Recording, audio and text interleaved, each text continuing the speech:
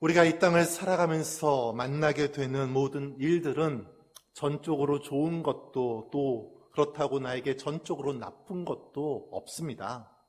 다시 말해 어떠한 일이 일어났을 때의 그 일들은 같이 중립적, 다시 말해서 긍정적이지도 부정적이지도 않다는 것이죠. 하지만 이처럼 같이 중립적이라 하더라도 그 상황 속에서 우리가 그 일을 어떻게 대하고 어떠한 면에 집중하느냐에 따라서 그 일을 마주한 그 사람의 인생과 그가 속한 공동체의 운명이 달라진다는 사실입니다. 그래서 기업을 컨설팅하는 사람들은 회사가 위기 가운데, 파산 가운데 몰렸을 때에 그 회사의 운명을 결정짓는 가장 큰 요인은 그 경영진이 어떠한 성향의 사람인지 그것을 판단하는 것이 가장 중요하다고 이야기합니다. 사랑하는 여러분, 지금 우리가 속한 교회, 우리가 살고 있는 이 사회는 커다란 위기 가운데 있습니다. 긍정의 힘이 필요할 때입니다. 코로나 바이러스로 인해서 모든 사람은 경제적으로 너무 힘든 상황 가운데 놓여 있죠. 그리고 이러한 힘든 상황 가운데 모든 사람들 가운데 우울증들이 만연하고 있습니다. 좌절과 절망, 부정을 이야기하는 것이 당연한 시대가 되었습니다. 사회만 그러한 것이 아니라 교회도 그렇고 신앙과 믿음의 영역에서도 이러한 부정적인 기류들은 자꾸만 넘쳐나고 있습니다. 그런데 한번 돌이켜 보십시오. 우리의 인생 가운데 평안이 그렇게 계속된 때가 얼마나 많이 있었습니까?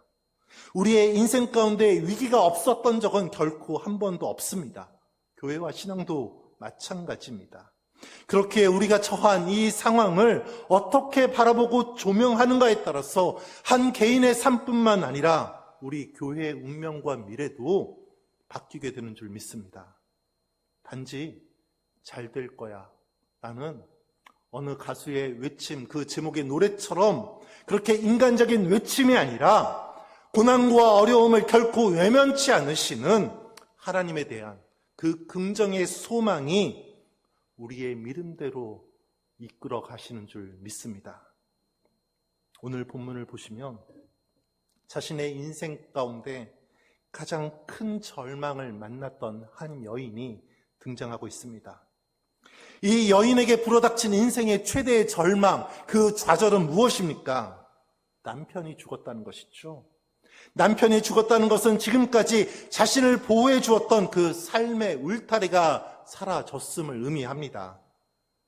그런데 여기서 죽다, 그것은 단지 생명이 끊어지는 물리적인 죽음만을 의미하지 않습니다. 죽다라는 그 이 매트란 단어는 보다 확정된 의미를 가지고 있습니다. 파괴되다, 망하다, 이러한 뜻을 담고 있습니다. 다시 말해 오늘 이 여인의 경우 남편의 죽음으로 인해서 자신의 삶이 지금 어떻게 되었다는 것입니까? 그의 삶이 망하고 파괴되었다는 것을 의미합니다. 더 안타까운 것은 이 여인의 삶만이 파괴되는 것이 아니라는 것입니다.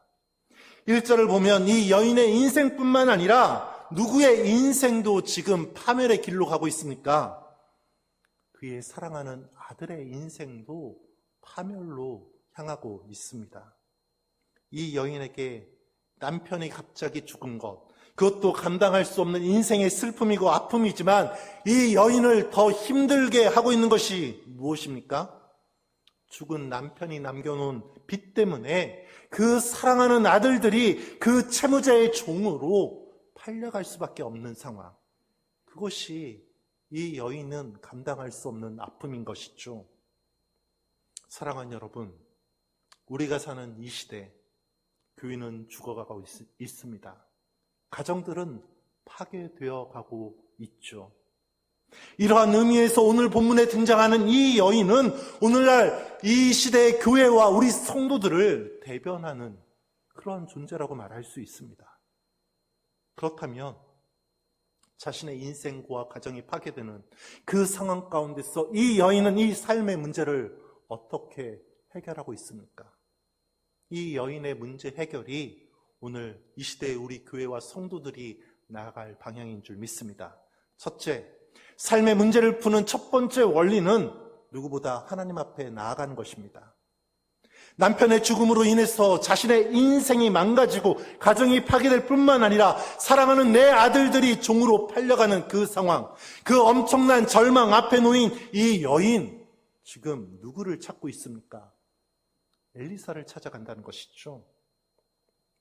예나 지금이나 남편이 죽는 것, 여인에게 있어서는 가장 힘든 시련이고 가장 커다란 슬픔인 것입니다. 특별히 아들들이 종으로 팔려간다는 것, 그것은요, 아직 이 여인과 아들들이 어리다는 사실입니다. 이처럼 남편이 일찍 죽음으로 인해서 자신의 삶을 보호해 주었던 그 삶의 울타리를 상실했음을 오늘 본문이 말해주고 있습니다. 그리고 또 다른 문제가 다가온 것이죠. 남편이 요절했기 때문에 이제는 혼자 그 가정과 자녀들을 책임지는 이 양육의 문제, 부모이기 때문에 충분히 감당할 수 있습니다. 그런데 이 정도의 문제가 아니라 어떠한 문제입니까?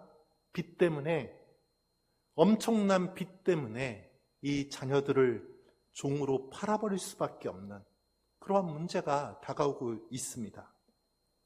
지금이야 빚지 않으면 상속권 포기라는 제도가 있지만 이 당시만 해도 망자의 빚은 살아남은 가족의 몫이 되는 것이 일반적이었습니다. 그래서 남편이 남겨둔 빚으로 인해 이 생떼 같은 눈에 넣어도 아프지 않는 이 아들들이 종으로 팔려나가는 위기에 처하고 맙니다. 그런데 잘 보시면 오늘 본문에서 이 여인 누구라고 이야기하고 있습니까?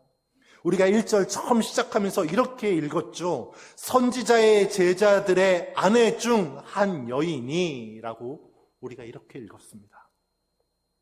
여러분, 이 여인 어떠한 사람이라는 것입니까? 하나님을 알지 못하고 하나님을 믿지 못했던 그러한 세속적인 사람이라는 것입니까? 교회에 다니면서 어정쩡하게 있는 둥 마는 둥 그렇게 신앙생활했던 사람이라고 오늘 성경이 그렇게 이야기하고 있습니까? 아니라는 것입니다.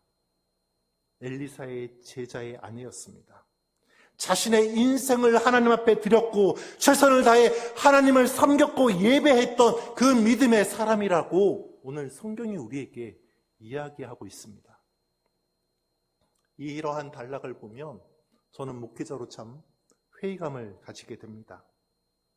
이처럼 하나님 앞에 헌신하고 이처럼 하나님 앞에 최선을 다해 살았는데 그렇다면 하나님이 이 남은 자들에게 좀 행복한 삶을 주셔도 되는 것 아닙니까? 아합이 통치했던 시대 가운데 하나님에 대한 소망과 열망으로 인해서 선지자가 되겠다고 그렇게 헌신했는데 그러면 남은 가족들은 먹고 사는 데 있어서 영화롭지는 않지만 걱정은 하지 않는 삶을 살아야 되는 것, 그건 맞지 않습니까? 그래야 공평한 것 아닙니까?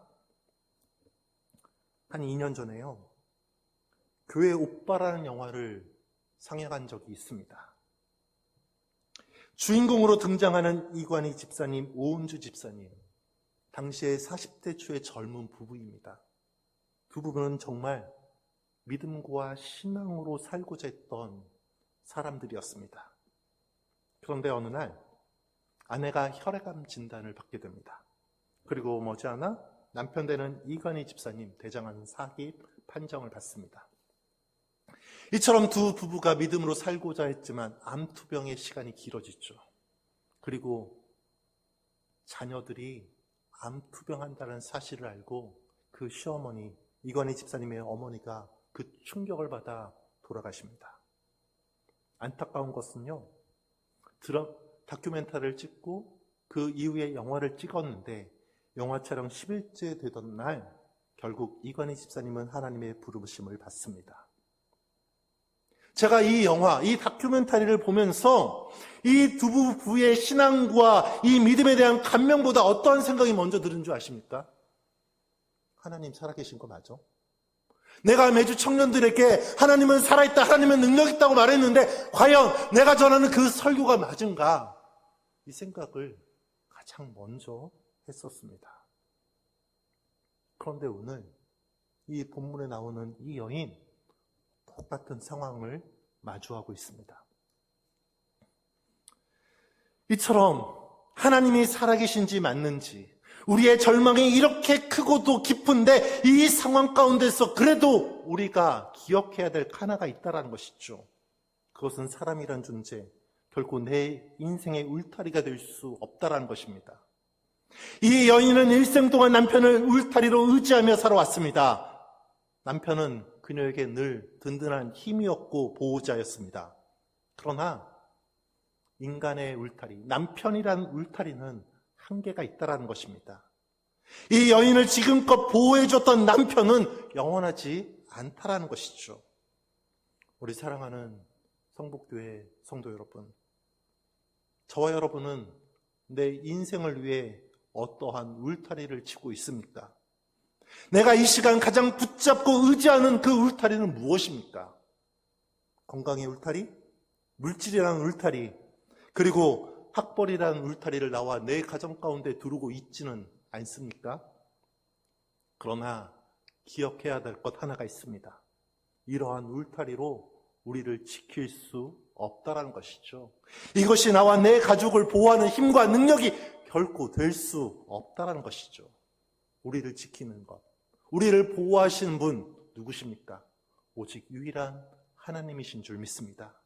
이 여인, 남편과 이 자식들이, 남편의 죽음과 이 자식들이 종으로 팔려가는 이 위기 앞에서 자신을 그 위기 가운데서 자신의 자녀들을 구원해 줄 사람이 아무도 없었다는 것을 압니다.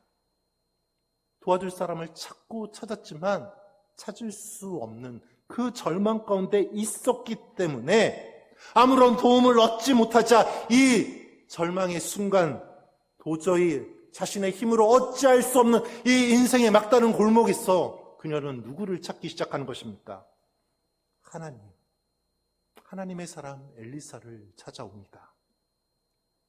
신앙생활하면서 참 이해할 수 없고 납득되지 않는 참 어려운 일이 있다라면 하나님이 좀 우리의 인생 가운데 좀 빨리 쉽게 개입해 주시면 좋겠지만 늘 하나님은 우리의 인생 막다른 골목에서 일하신다는 사실이죠.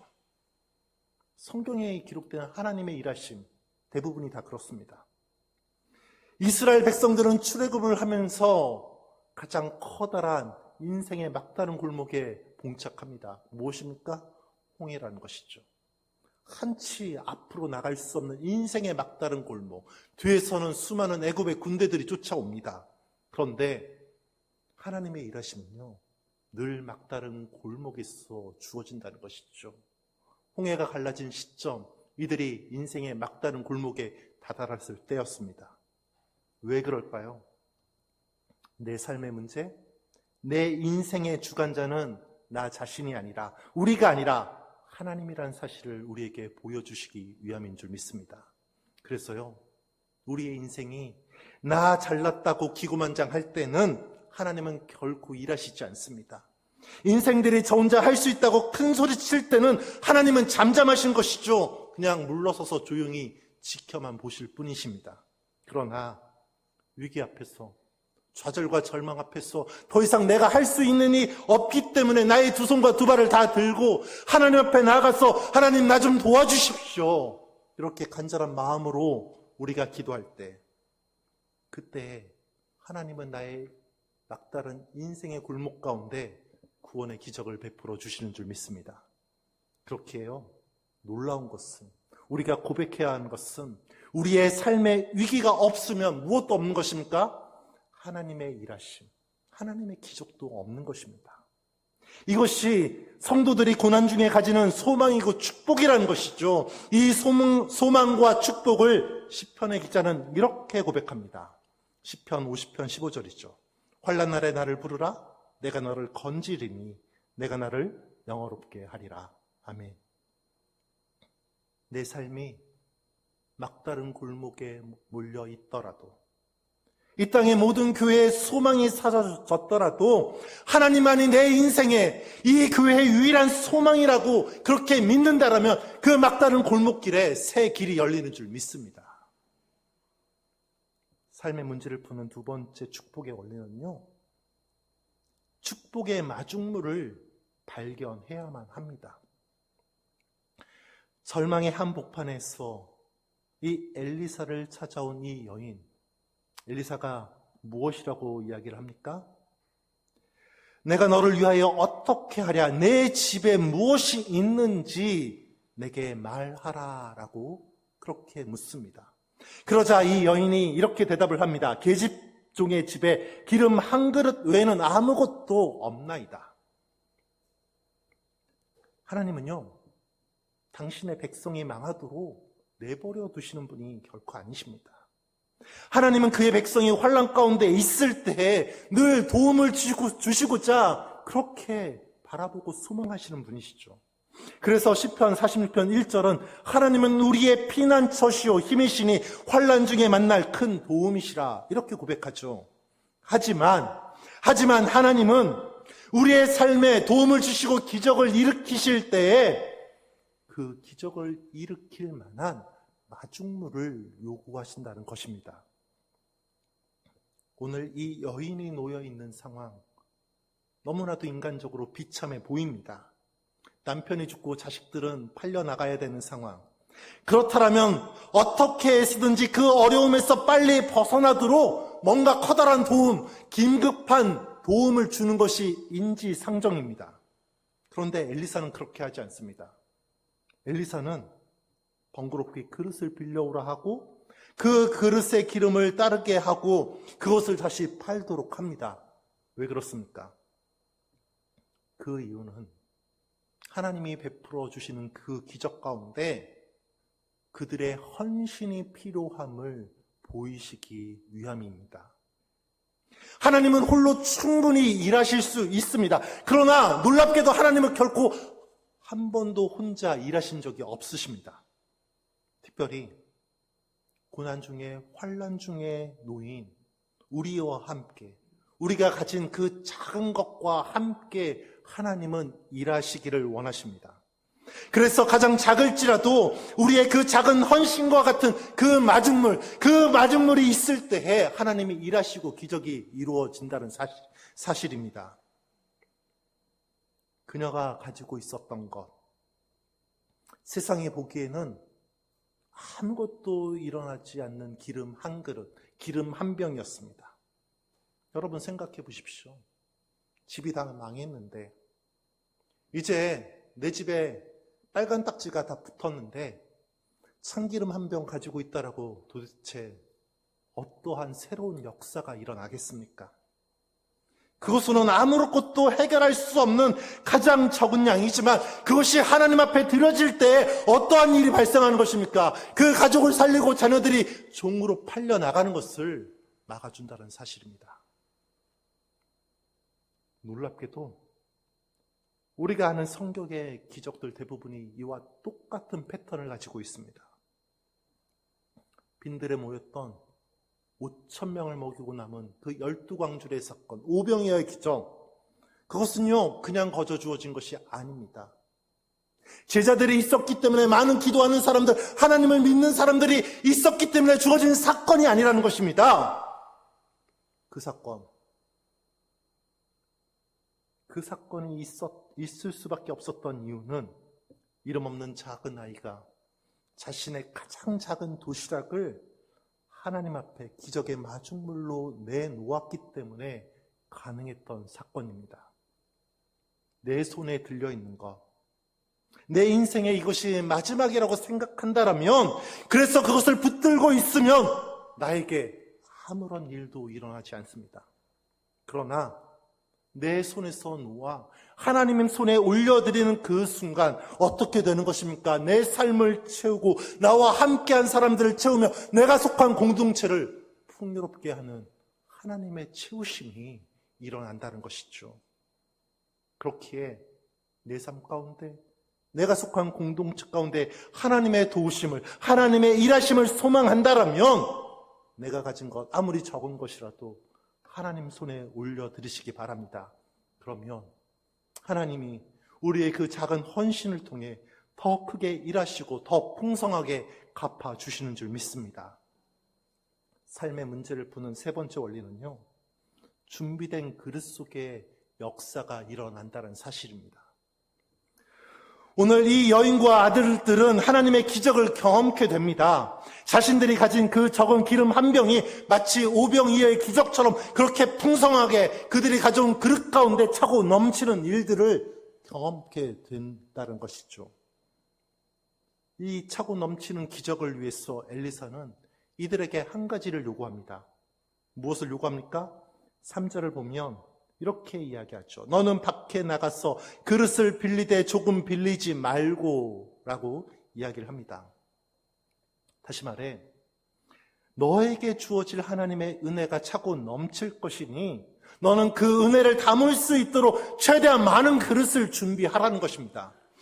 그리고 이 여인은 엘리사의 말대로 이웃들에게 그릇을 빌려와서 기름을 붓기 시작합니다. 그렇게 빌려온 그릇에 기름이 하나 둘씩 차가고 마지막 그릇이 채워질 때쯤 어떠한 일이 벌어집니까? 6절을 보면 아직 그릇이 남아있는 것을 안 어머니가 아들에게 그릇을 내게로 가져오라 라고 이야기를 합니다. 그때 아들이 무엇이라고 대답합니까? 다른 그릇이 없나이다. 다른 그릇이 없다라고 했을 때 6절 마지막을 보면 기름이 곧 그쳤더라 라고 성경이 이야기합니다. 여러분, 내가 이 상황 속에 있다라면, 내가 이 상황 가운데 놓여 있다라면 이 어머니와 아들들은 과연 어떤 생각을 했겠습니까? 엘리사가 그릇을 빌리라고 했을 때 내가 좀 더 최선을 다했어, 내가 적극적으로 더 많은 그릇 하나라도 더 빌렸으면 하는 그 아쉬움과 안타까움이 이들 가운데 몰려왔겠다는 것이죠. 바로 그것입니다. 우리의 인생에 주어지는 하나님의 은혜, 그 은혜는요, 한 번도 적거나 부족한 경우가 없었다는 것입니다. 부족함 없는 그 하나님의 은혜, 누가복음 6장 38절을 보면 이렇게 표현합니다. 곧 후이되어 누르고 흔들어 차고 넘치도록 너희에게 안겨주리라. 그렇다면 무엇이 문제입니까? 문제는 하나님의 은혜가 부족한 것이 아니라 우리들의 준비, 우리들의 그릇이 부족한 것이 문제라는 것이죠. 간혹 교회 안에서 자신은 하나님께 받은 축복과 은혜가 너무 적다라고 말하는 사람들을 만나곤 합니다. 물론 우리 모두는 죄인입니다. 그래서 내가 가진 것보다 다른 사람이 가진 것이 더 크게 보이는 것은 마땅합니다. 하지만 다른 사람의 떡을 보기 이전에 무엇을 먼저 살펴야 한다는 것입니까? 내 자신의 그릇, 내 영혼, 내 삶을 돌아보아야 한다는 것이죠. 놀랍게요, 하나님은 우리의 분량에 맞게 모든 것을 허락하여 주십니다. 그렇게 내가 적게 받은 이유는 하나님께 있는 것이 아니라 누구에게 있다는 것입니까? 나에게 있다는 것이에요. 갈라디아서 6장 7절은 이것을 어떻게 이야기합니까? 스스로 속이지 말라. 하나님은 업신여김을 받지 아니하시나니 사람이 무엇을 심든지 그대로 거두리라. 여러분, 내가 준비한 것은 적은데, 내 그릇은 적은데 내가 많이 받기를 원하는 것, 이러한 태도, 성경은 무엇이라고 이야기합니까? 하나님을 업신여기는 것. 그러면서 아주 분명하게 이야기하죠. 사람이 무엇을 심든지 간에 심은 그대로 거두리라. 하나님께서 여러분의 삶 가운데 크게 응답하시기를 원하십니까? 그러면 작게 준비하는 자가 아니라 크게 준비하는 인생이 되시기를 바랍니다. 우리가 크게 준비하면 준비할수록 하나님은 그 크기에 맞게 우리의 삶을 채워가시는 줄 믿습니다. 그래서 시편 81편 10절은 이렇게 고백합니다. 나는 너를 애굽 땅에서 인도하여 낸 여호와 내 하나님이니 내 입을 어떻게 하라? 크게 열라. 내가 채우리라. 우리가 여는 만큼, 우리가 준비하는 것만큼 채우신다라고 말씀하십니다. 삶의 문제를 푸는 마지막 네 번째 원리는 은혜를 순서에 맞게 사용할 줄 알아야만 합니다. 이 빌려온 그릇에 기름을 다 채우자 여인이 다시 엘리사를 찾아갑니다. 그리고 빌려온 그릇에 기름이 다 찼다라고 이야기합니다. 그때 엘리사가 무엇이라고 이야기합니까? 너는 가서 기름을 팔아 빚을 갚고 남은 것으로 너와 내 두 아들이 생활하라 라고 이야기를 합니다. 빌려온 그릇에 기름이 가득 차는 일, 이 여인과 아들의 입장에서는 갑자기 큰 돈이 생긴 것입니다. 갑자기 큰 돈이 우리에게 생기면 우리는 먼저 무엇을 생각합니까?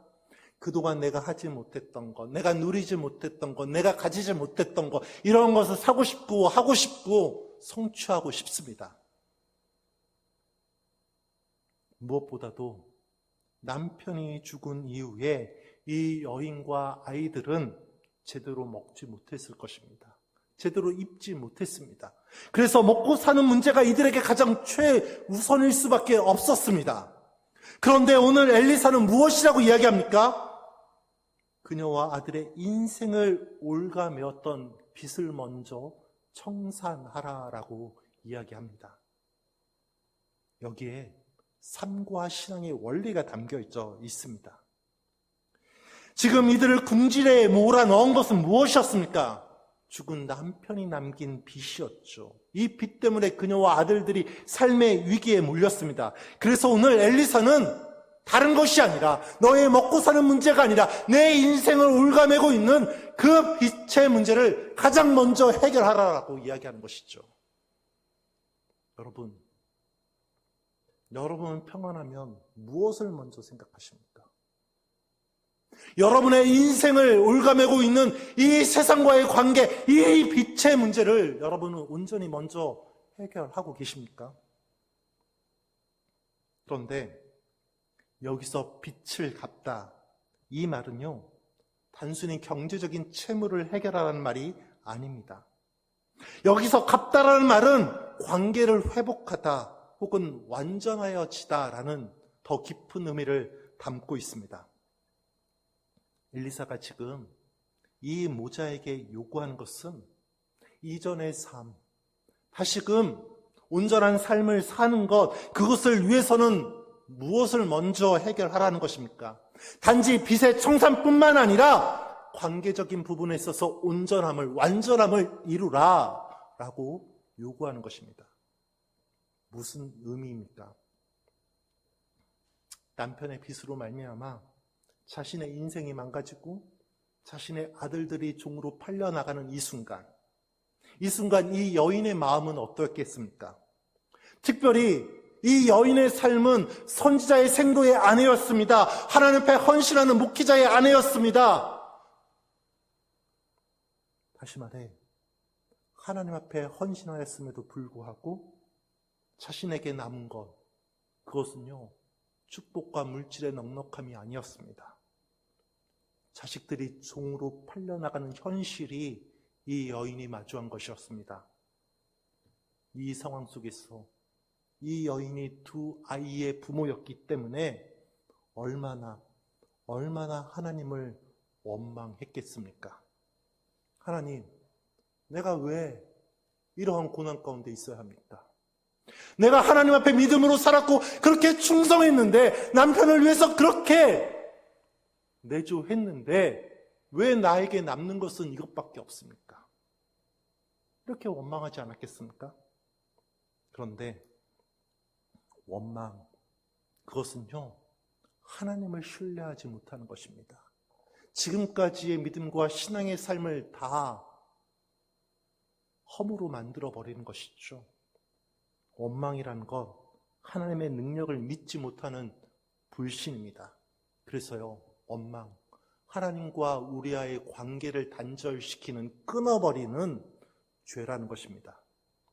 여러분, 성도는요, 삶에 먹고 사는 문제만 해결되었다고 모든 것이 끝나는 것이 아닙니다. 성도에게는 더 중요한 해결의 문제가 있다는 것입니다. 그것은 내 안에 쌓여있는 이 하나님에 대한 원망과 불신의 마음들을 털어내는 것입니다. 그렇지 않고는 우리의 영혼의 문제, 우리의 삶의 진정한 문제가 해결되지 않는다는 것이죠. 하나님과의 관계가 온전히 회복되는 것. 그것이 성도들이 소망하는 가장 큰 은혜와 축복 아닙니까? 이 하나님과의 관계가 회복되었을 때 인생의 문제뿐만 아니라 진정한 내 영혼의 문제, 영적인 자유함을 누릴 수 있는 줄 믿습니다. 그래서 이 엘리사가요, 이 모자에게 가장 먼저 요구한 것, 하나님과의 관계를 회복하라는 것이에요.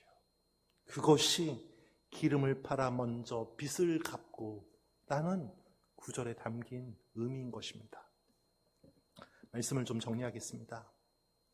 목회를 하다 보면 하나님으로부터 놀라운 은혜를 받았던 사람, 감당할 수 없는 축복을 받았던 분들을 많이 만납니다. 그런데 안타까운 것은 그 상당수가 그 받은 은혜와 축복을 오래 간직하지 못한다는 것이죠. 왜 그렇습니까?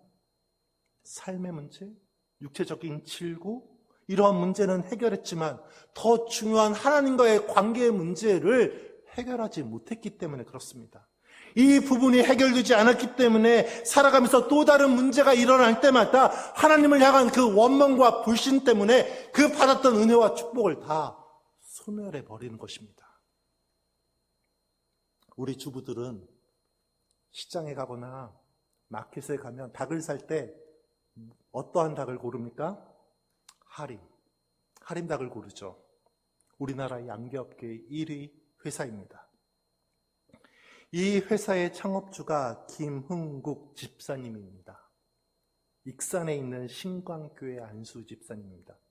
지금은 장로님이 되셨는지는 잘 모르겠습니다. 그런데 오래전에 사업을 확장하기 위해서 100억 원 상당의 1만 평의 땅을 마련했다고 합니다. 여기에 양계장을 지으려고 한 것이죠.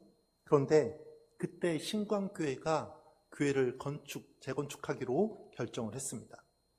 이 소식을 들은 집사님은 자신의 땅을 교회에 절반의 가격으로 양도를 합니다. 그리고 토지 매매 금액의 또다시 반을 건축 헌금으로 드립니다. 이 정도 되면 하나님이요, 은혜와 축복을 물밀듯이 부어주셔야 되는 건 맞지 않습니까? 그런데 이렇게 헌신했던 그 해에 하림의 양계장, 가장 큰 양계장에 화재가 일어납니다. 닭을 한 마리도 건지지 못합니다. 보상은 받았지만 턱없이 부족한 것이죠. 양계장을 다시 세울 수가 없습니다. 그래서 가장 땅값이 저렴하고 건축비가 저렴한 경상도 산골에 양계장을 세우게 됩니다. 그런데 그해 전국적으로 무엇이 발생한 줄 아십니까? 조류독감이 발생합니다. 우리나라 닭의 90%를 살처분하는 일이 벌어집니다. 하지만 놀랍게 이 김흥국 집사님의 하림, 이 양계장은요, 너무 깊은 산골에 있었기 때문에 조류독감을 피해갑니다. 이후 닭값이요, 천정부지로 오르죠.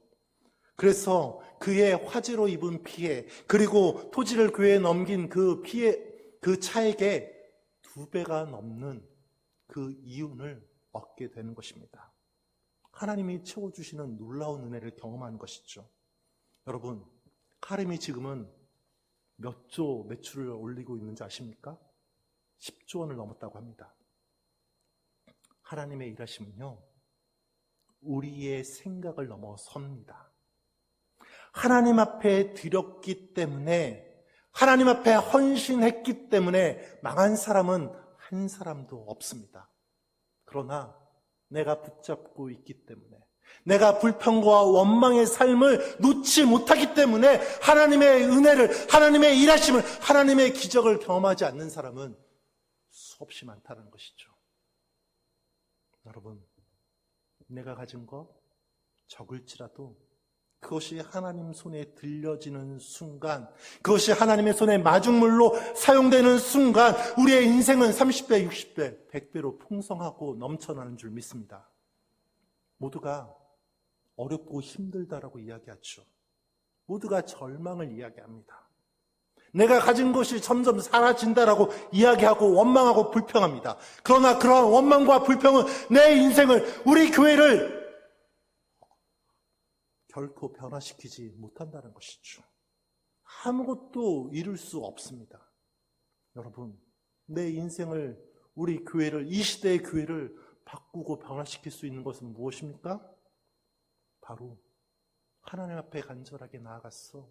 내가 가진 것, 비록 적지만, 내가 가진 헌신, 비록 세상이 보기에는 결코 작은 것이지만 그것이 하나님 손에 붙들리도록, 그래서 나와 하나님의 관계가 온전히 회복되어서 참된 그 하나님에 대한 소망을 우리 가운데 품어낼 때에 하나님이 우리 가운데 일하시고 우리의 인생 가운데 기적으로 응답하시는 줄 믿습니다.